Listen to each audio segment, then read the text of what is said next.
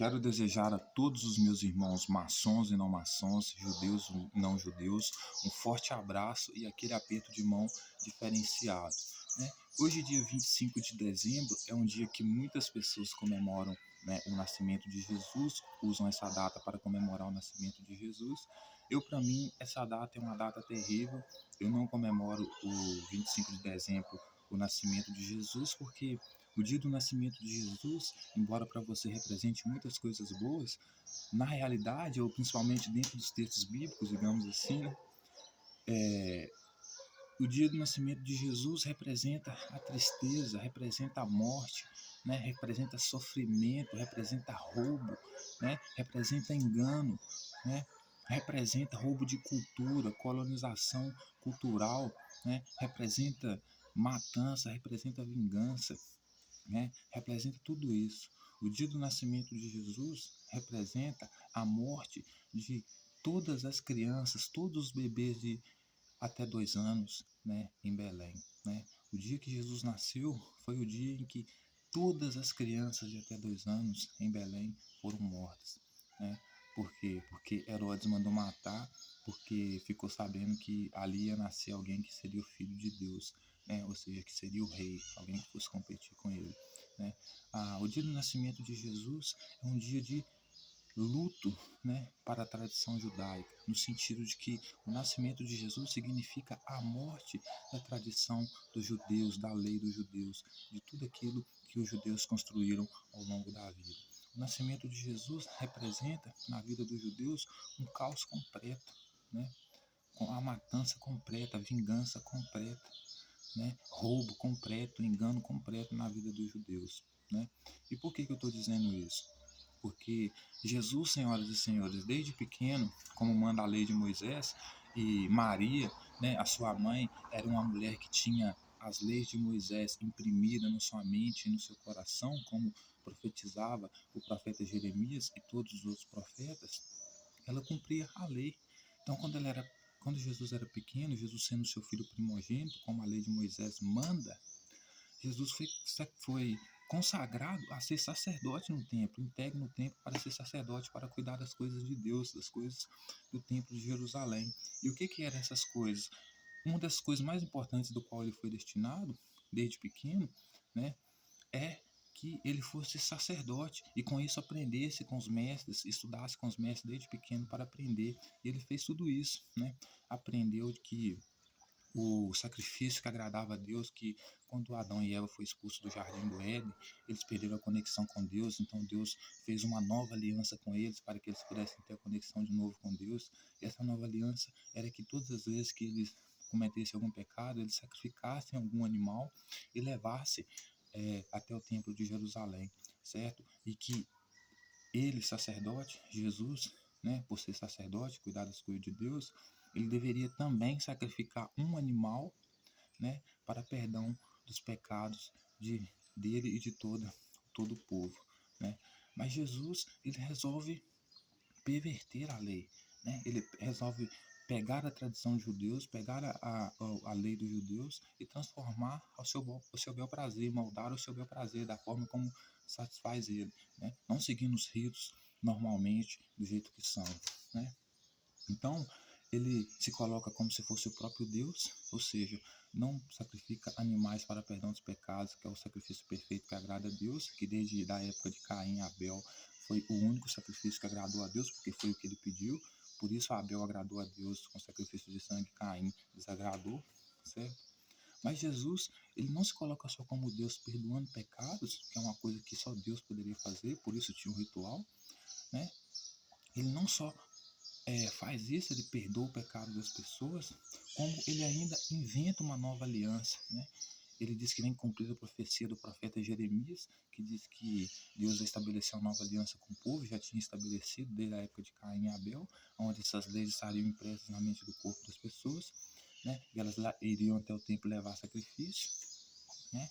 Jesus perverte transformando essa nova aliança, esse ritual de sacrifício, né, de sangue para perdão dos pecados, de uma forma simbólica, né? Então, em vez de ele matar os animais, né, para perdão dos pecados dos discípulos dele que seguiam ele, como um bom sacerdote deveria fazer, como ele deveria ser feito, por ele, por ser consagrado desde pequeno, ele resolve transformar esse ritual numa forma simbólica, no sentido de fazer outra coisa, né? Então, ou seja, ele simboliza o corpo dele como se fosse o pão e simboliza o vinho como se fosse o sangue, para estabelecer essa nova aliança com os discípulos dele. E nessa nova aliança que ele estabelece com os discípulos dele, primeiro que ele não mata um animal, que deveria ser animal, né? Ele usa outros recursos, né? E também ele não só faz isso, né? Não oferece o animal como deveria oferecer, né? Oferece um pão lá e o vinho lá, né? Como também resolve perdoar o pecado, coisa que ele não deveria fazer. E por que eu estou falando que isso é ruim? Né? Isso é um atraso do nascimento dele, é o caos na vida dos judeus, né? É a perversão, é o terror total sobre a vida dos judeus, né? Porque na lei antiga, na lei antiga não, na nova aliança que Deus fez com o povo dele, que eles deveriam sacrificar animais para perdão dos pecados, era o seguinte: eles cometeram um pecado, sacrificou o animal, era uma vez só por ano, ficava quite com Deus, estava resolvido, não precisava se humilhar, não precisava fazer nada disso. Mas agora com essa nova aliança de Jesus, todo e qualquer judeu que quisesse ter o perdão dos pecados, não só tinha que trair a sua tradição, né? Que era sacrificar animais para perdão dos pecados, que era o sacrifício perfeito que Deus pedia, não deveria só abandonar isso, como deveria tratar Jesus como Deus e pedir a ele perdão e ficar dependente da boa vontade dele para perdoar pecados. Porque se ele não gostasse de você, poderia ser que ele não perdoasse seu pecado. Então você pudesse ser punido de uma forma mais rigorosa.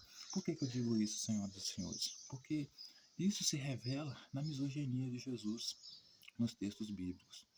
Porque veja bem a diferença. Ele diz para os discípulos dele que o maior no reino dele é aquele que se humilhar como se fosse uma criança perante ele, certo?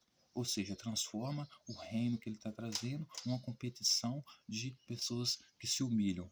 O reino dele é uma competição de quem se humilha mais. Imagina você viver num regime onde você tem que competir com outras pessoas, quem se humilha mais perante do seu rei. Esse era o regime de Jesus, o reino dos céus dele, né? Então, por que os judeus estavam lascados? Porque dependendo da pessoa, ela não conseguiria o perdão. Se Jesus não gostasse da pessoa, ela não conseguiu o perdão dele.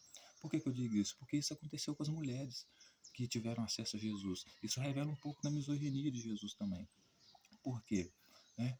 No caso da mulher no caso da mulher que estava na casa do fariseu, chegou lá, se humilhou perante ele, chorando tanto que as suas lágrimas foram como águas lavando o pé de Jesus, enxugava os pés dele com seu próprio cabelo e beijava os pés dele, clamando por misericórdia, para ele perdoar os pecados dele.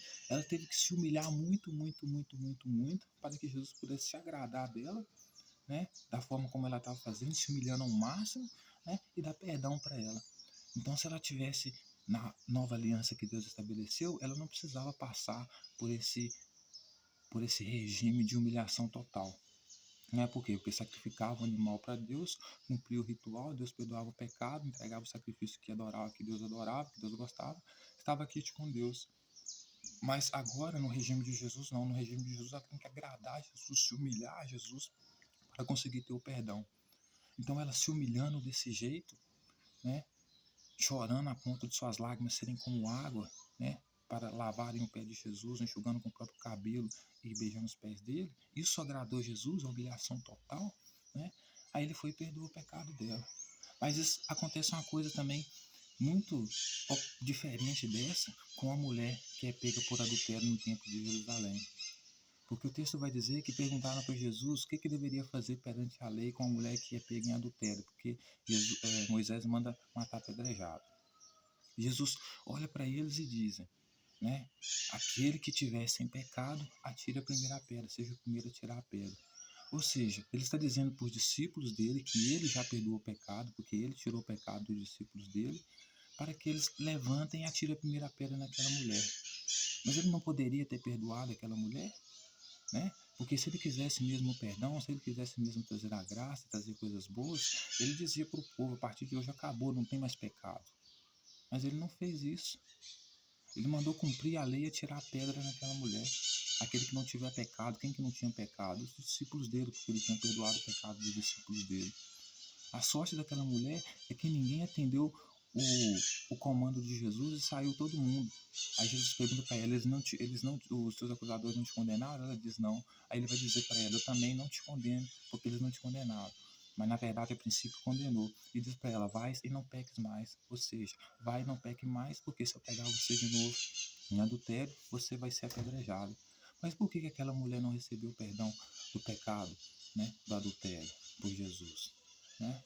Não recebeu por quê? Porque ela não se humilhou a ele, ela não se rastejou a ele, ela não chorou aos seus pés a ponto das suas lágrimas serem como uma cachoeira, como uma torneira aberta para lavar os pés de Jesus, para enxugar com seus cabelos e beijar os pés dele, como a mulher na casa do fariseu fez.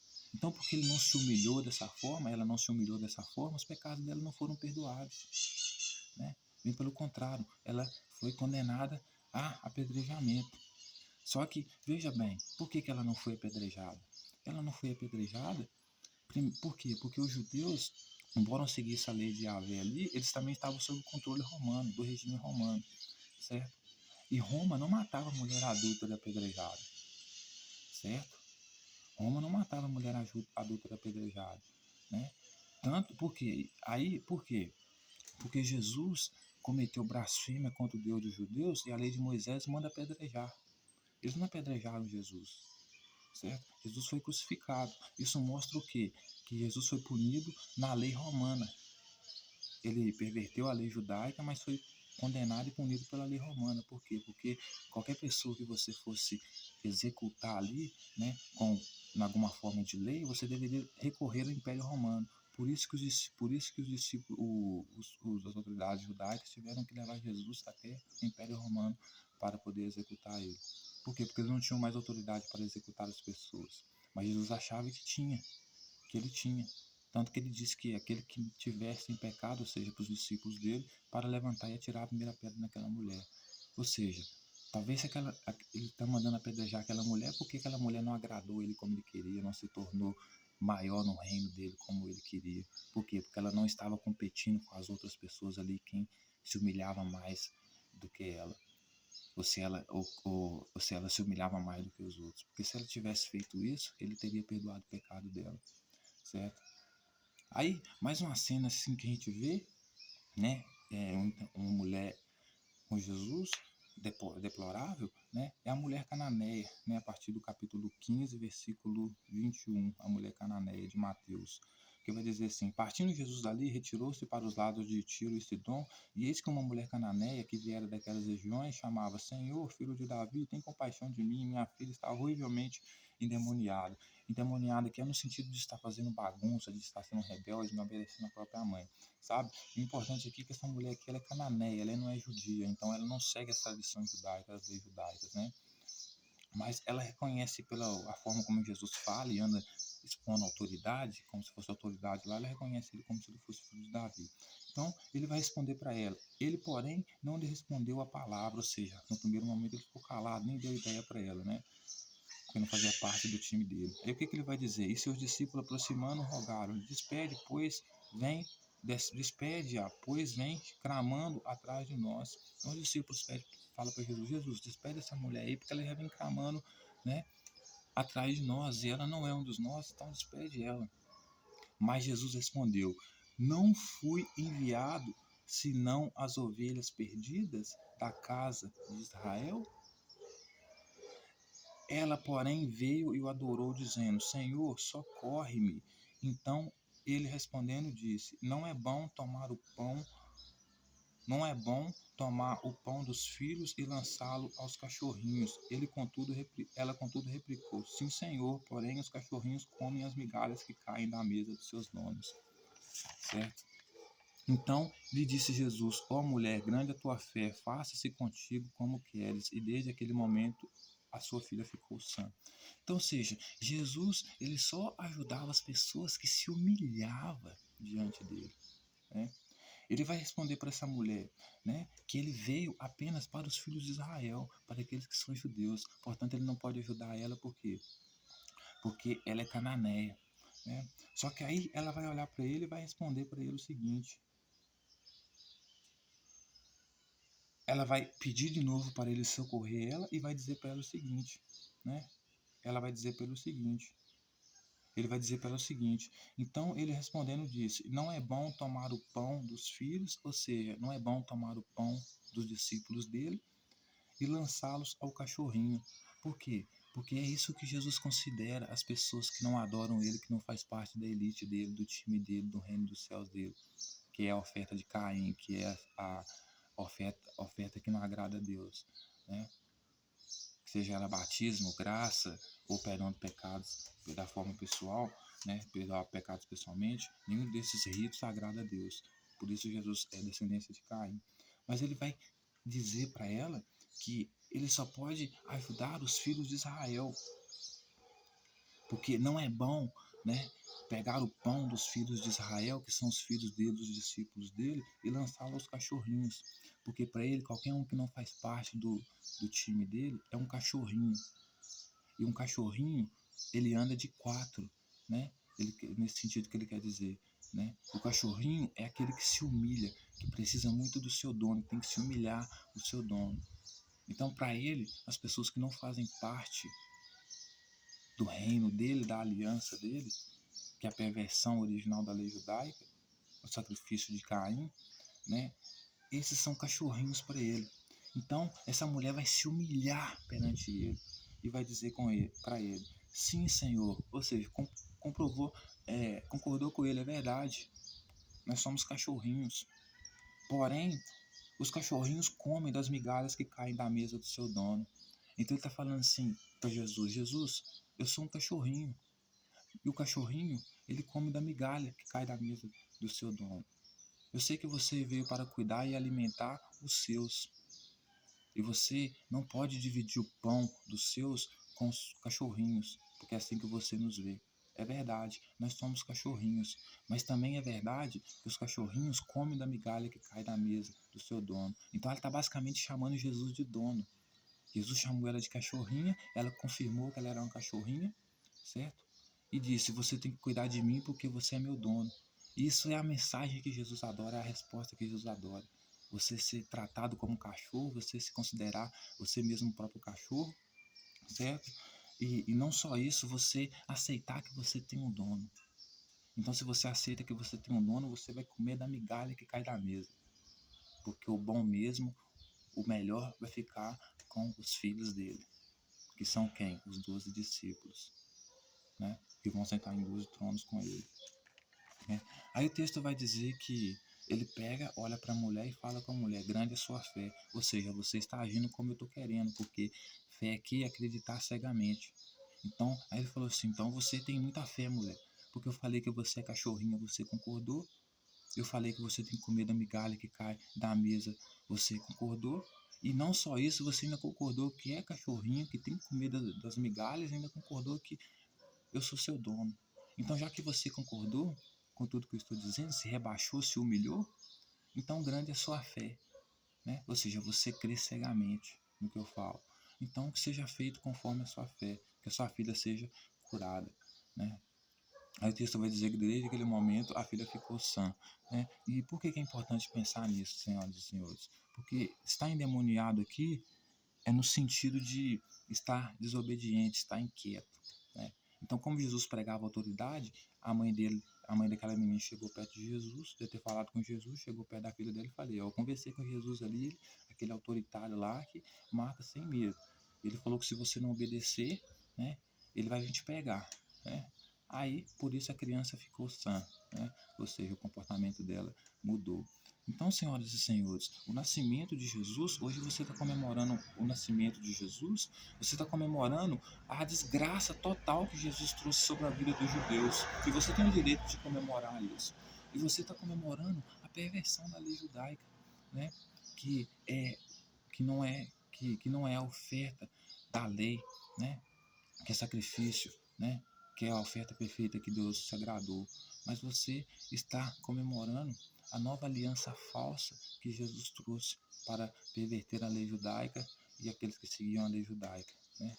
Transformando o sacrifício de animais, que é algo literal para perdão dos pecados, em um ritual simbólico, onde o animal é como se fosse o pão, né? E o sangue do animal é como se fosse o vinho que ele faz na última ceia dele com os discípulos dele, ou seja, a oferta de Caim, a oferta que desagrada a Deus.